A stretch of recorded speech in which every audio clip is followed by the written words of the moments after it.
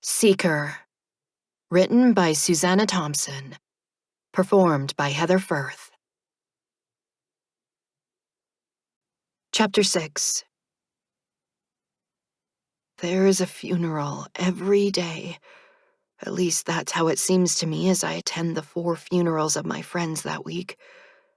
2 of them are buried in the same cemetery, but their funerals are on different days. My tears flow freely now at this irrevocable proof that my friends are really dead. I missed the final time that I could have spent with them, and now I will never get another chance. The absolute worst part was losing Chloe. We had been friends since middle school, and I was closer to her than I had been with the guys. Scott was my boyfriend, but I didn't know him as well as I knew Chloe. Maybe it was just easier to connect with girls. Just the fact that we were female meant that we had common experiences in our lives. Guys didn't know what it was like to be a girl, so that naturally put some distance and mystery between us. Talking with Scott wasn't as effortless as talking with Chloe. There was always some thought put into what I said to him. Not even my best friend had known about Silas, though. Seeing how much it had upset my parents when I spoke of him had made me reluctant to tell anyone else about him. As I grew up, I realized that people would think I was weird if I talked about someone others could pass through like he wasn't even there. If it hadn't been for the inexplicable dark patch in my hair and the earring I still had, I would have thought I had hallucinated him. Now that I had seen another of his kind, and had more confirmation that only the dying were supposed to be able to see them, I wondered why I could see them at all. Mixed in with my grief and guilt over having escaped death while it had claimed my friends, was fear and worry over what made me different. Silas said that nobody had been able to touch him before. He wasn't human, and his touch had left a mark on me. I had touched him and left my mark on him, too. Did that mean that I wasn't human either? Only the dying were supposed to see him, but I had seen him several times when I wasn't dying. Did that mean that I couldn't die? This thought took hold of my mind like a cancer. It crowded out the grief after the final funeral as it spread through my thoughts and grew bigger than reason. I could at least have the answer to this question. Giving no thought to consequences, I make plans to put my mortality to the test. My friends died in a car accident, but there are too many variables involved in attempting that myself. I want something that no normal person can survive. When the idea comes to me, it is very simple but undeniably deadly. As I drive downtown after borrowing Mom's car with the story of wanting to distract myself with a movie, I think of my one and only family visit to the observation deck of a tall building. The views of the city had been spectacular, and we talked about coming back sometime, although we hadn't got around to it since. Mom had almost derailed my plans by insisting that I take my brother with me to the movie. Fortunately, Justin threw a fit about leaving in the middle of his video game. "You can play that anytime," Mom said. "I'm online," he explained. "We're playing a match." The "we" referred to the friends he was talking to over his headset, because none of them were physically there with him. His eyes were glued to the TV screen even as he argued with Mom. "I want to be alone anyway," I told her. But I cut off her protest. "It's a movie. I don't need company at a movie. The whole point is to forget about everything else and watch the movie." That argument finally swayed her into letting me go alone, although that had never been my reason for going to a movie before. Going with a friend had always made watching the movie more enjoyable, but all my friends were gone now. Conditions are ideal for my purposes when I get up to the observation deck. There are only a couple of people out there with me, and I move to a deserted spot on the platform. My natural human fear of danger makes me hesitate, but I force myself to act. Scrambling up onto the railing, I nevertheless cling to it while I climb over it and face a sheer drop to the concrete far below. I close my eyes and prepare to let go. Just as I hear someone shout, "Hey!" I feel hands grasping my chest beneath my arms and pulling me back over the railing. We collapse on the deck as I fall backwards on top of the person who thwarted my jump off the building. "Oh my God!" A woman rushes over to me. "Are you okay?" She helps me sit up, and I glance back at Silas, who is still sprawled beneath me. Hurrying to get off him, I allow the woman to pull me to my feet. "Hey!" The same male voice from before repeats. "What happened to that guy?" The man who spoke moves closer and crouches down with a perplexed look. He runs his hand right through Silas and looks up at me in bewilderment. "Where'd he go?" I realized that he must have seen Silas grab me, but he was unable to see him now. "He's a magician," I make up on the spot. "You mean that was all part of some magic trick?" the woman asks in outrage. "You scared me half to death. I thought you were going to jump." "Sorry," I tell her. "We were testing out a new act." "That was amazing," the man exclaims enthusiastically. "I still can't figure out how he disappeared like that." Silas is now standing beside me, so I begin to walk toward the entrance to the building. "Hey," the man calls after me. "I want to see your show. What's that guy's name?" "The Amazing Silas," I answer. "But we're just passing through. His show is in Las Vegas." I remember my parents talking about a show they saw in Las Vegas that included some astounding magic tricks. So that's my inspiration for this lie. "I'll look you up the next time I'm there," the man promises. I turn and smile politely at him. "Thanks." "The Amazing Silas," Silas mutters as we ride down in the elevator. "You would have been the extremely dead Mila if I hadn't stopped you. Why would you want to kill yourself?" "You mean I actually would have died?" I ask. "That's generally what happens when people jump from the 49th floor," he replies. "People," I agree. "But am I a person?" Silas looks at me with what can only be described as a startled expression. "What else would you be?" "I don't know," I say. "But only the dying are supposed to see you. So I thought that maybe I can't die." "So you decided to bet your life on that theory?" he states angrily. The doors open and another person enters the elevator, preventing me from continuing the conversation with Silas. "Cool hair," the young man comments. I guess him to be in his early 20s, and an office worker judging by the way he's dressed. "Thanks," I respond. He steps closer to me. "You here alone? Because you're welcome to join me for lunch. My treat." "Tell him to fuck off," Silas says. I gasp in shock at hearing him use such language with such vehemence. The young man steps back from me in alarm.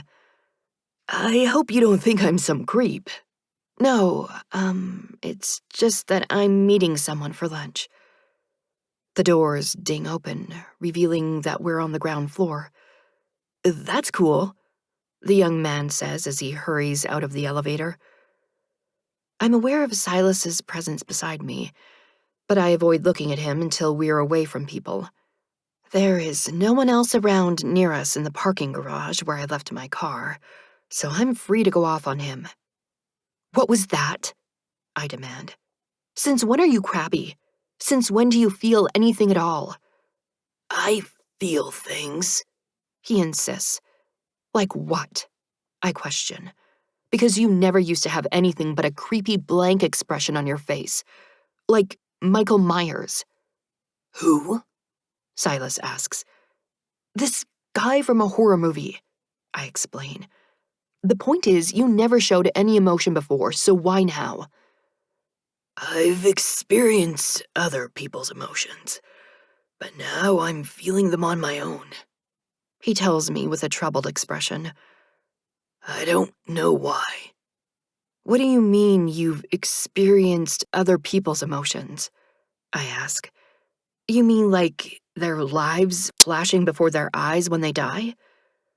I'm not there at the time of death, so I don't know what happens then. I simply alert them that their time is near. The things that are on their minds when they see me tend to be recent experiences, and I absorb some of their memories along with their life force. I stare at him as my mind grasps what he's telling me. So you know what my friends experienced on that canoe trip, the one I missed. Tell me about it, I urge. He looks away from me. Let's go to the hospital. I want to show you something. I don't want to see any more dying people, I protest. Not everyone there is dying, he says. Please come with me. Okay, I grumble. I will if you tell me about my friend's canoe trip. They went canoeing, he states, and I'm not sure if he's being facetious or just being his too literal self. I cross my arms over my chest. Silas, I warn. Okay.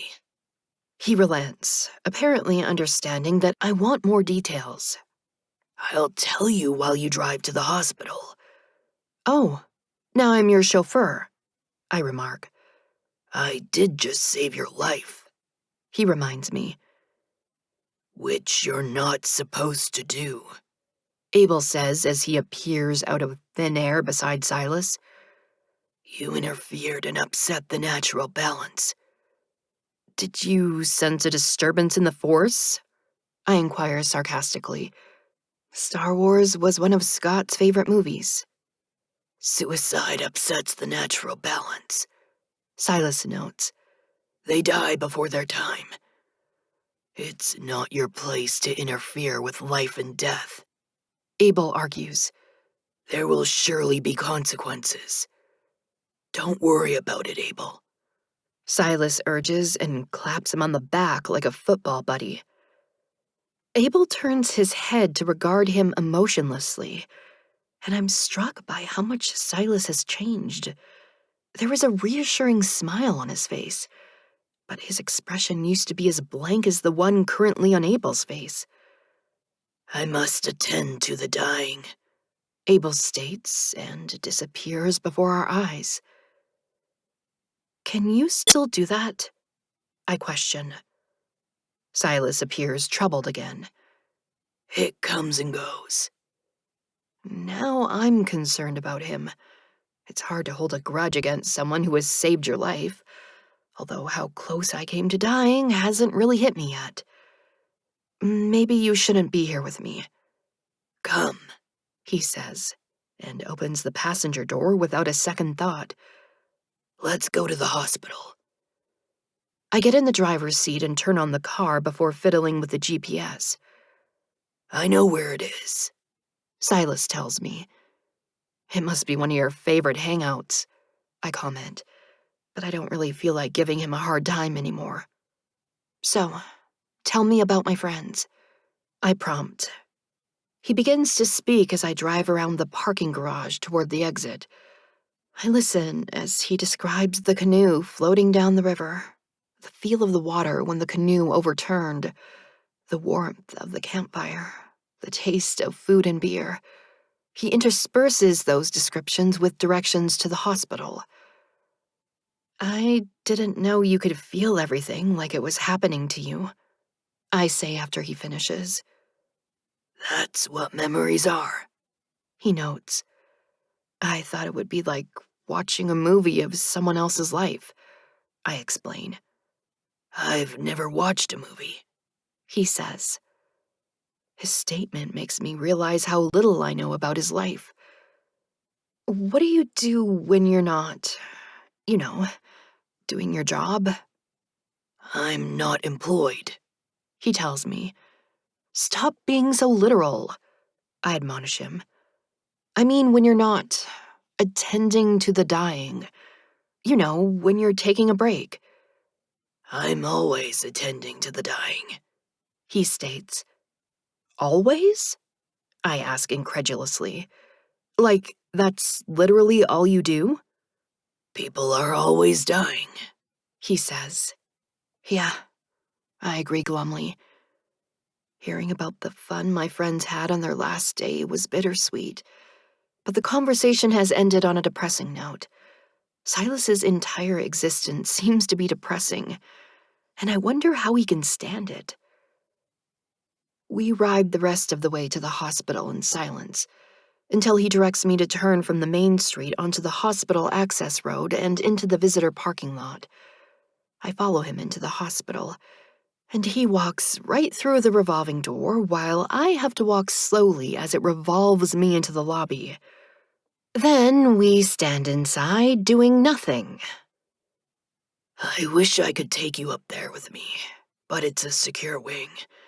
We'll have to wait here for them to come down. He glances at the clock on the wall behind the information desk. It shouldn't be long. Since there are people around, I can't respond to him or ask him any questions, so I wait impatiently to see what he wants to show me. Despite what he said, we wait a full 20 minutes before he points out a nurse pushing a woman in a wheelchair. I smile when I see the tiny newborn in her arms. People die every day, Silas says. but people are born every day too, Mila. This is the circle of life. I watch the mom and her baby until they are wheeled out the revolving door by the experienced nurse. When I look at Silas, he gestures for me to go out the same exit. This time I lead the way and catch another glimpse of the baby being put into a car seat by the dad. Silas then tells me to go home before he heads back into the hospital. I don't need to ask what he's going to do there now, and I turn resolutely away from him to return to my car. It's not until I get home that I realize something that should have registered right away. The man on the observation deck saw Silas for an instant, but he didn't react the way the dying usually do when they see him. I'm now desperate to know if the man was dying, or if he's someone like me.